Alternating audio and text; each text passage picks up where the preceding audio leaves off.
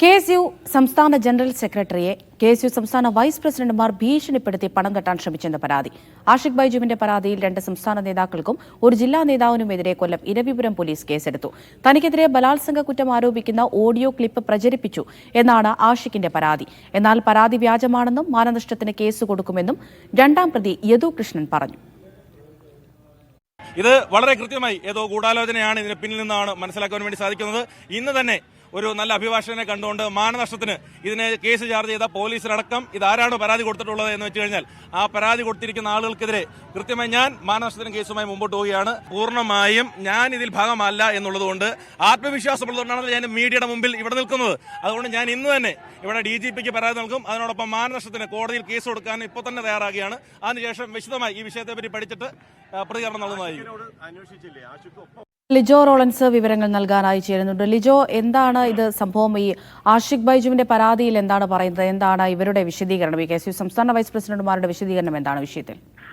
Amrita, KSU സംസ്ഥാന vice പ്രസിഡന്റുമാരായ യദു കൃഷ്ണൻ, അരുൺ രാജേന്ദ്രൻ, കൊല്ലം ജില്ലാ പ്രസിഡന്റ് അൻവർ സുൽഫിക്കർ എന്നിവർക്കെതിരെയാണ് ഈ പരാതി, ആഷിഖിന്റെ പരാതി ഉയർന്നിരിക്കുന്നത്. അതായത് ഒരു സ്ത്രീ തനിക്കെതിരെ ബലാത്സംഗ കുറ്റം ആരോപിക്കുന്ന ഓഡിയോ ക്ലിപ്പ് ഈ പ്രതികൾ ചേർന്ന് പ്രചരിപ്പിച്ചു എന്നതാണ് ആഷിഖിന്റെ പരാതി. ഈ സ്ത്രീയുടെ ആരോപണത്തിന് പിന്നിൽ 3 നേതാക്കളാണ്, അതായത് ഈ പരാതിയിൽ പറയുന്ന 3 നേതാക്കളാണ് ഇതിന് പിന്നിലെന്ന് കാണിച്ചുകൊണ്ട് ആദ്യം പോലീസിൽ സമീപിച്ചു. പോലീസ് കേസെടുക്കാതെ വന്നതോടുകൂടെ കോടതിയെ സമീപിച്ചു. കോടതി വഴിയാണ് ഇപ്പോൾ ഇരവിപുരം പോലീസ് കേസ് എടുത്തിരിക്കുന്നത്. കഴിഞ്ഞ വർഷം ഡിസംബർ 9-ന് വാട്സപ്പ് കോളിലൂടെ ഇയാൾക്ക് ഭീഷണി ഉണ്ടായത്.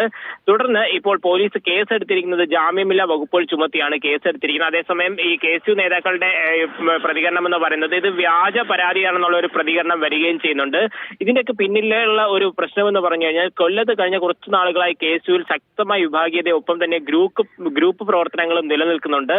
ഒരു വിഭാഗത്തോടെ, അതായത് സംസ്ഥാന നേതൃത്വത്തിൽ അധികം പ്രബലമല്ലാത്ത ഒരു വിഭാഗത്തോടുകൂടെ എപ്പോഴും നിൽക്കുന്നതാണ് കൊല്ലം ജില്ലയിലെ KSU നേതൃത്വം.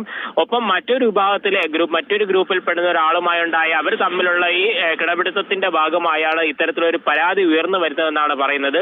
മറ്റൊരു രസകരമായ കാര്യമെന്ന് പറയുന്നത് ഈ പരാതി, ഒപ്പം തന്നെ ഈ കേസിൽ ഈ പ്രതികളാക്കപ്പെട്ടവരും എല്ലാവരും ഇന്ന് ചേർന്ന്, അതായത് ഇന്ന് കൊല്ലത്ത് കമ്മീഷണർ ഓഫീസിലേക്ക് KSUവിന്റെ ഒരു മാർച്ച് ഉണ്ടായിരുന്നു. ഇവരെല്ലാവരും തന്നെ ഇന്ന് ഒരുമിച്ച് ഉണ്ടാവുകയും ചെയ്തു. മറ്റൊരു വശത്ത്, അതായത് കോൺഗ്രസിന്റെ മുതിർന്ന നേതാക്കൾ ഇടപെട്ടുകൊണ്ട്, അതായത് ഗ്രൂപ്പിലെ പ്രധാന നേതാക്കൾ ഇടപെട്ടുകൊണ്ട് ഈ പ്രശ്നം രമ്യമായി പരിഹരിക്കാനുള്ള ഒരു നീക്കവും ഇപ്പോൾ നടക്കുന്നുണ്ട്. അമൃത.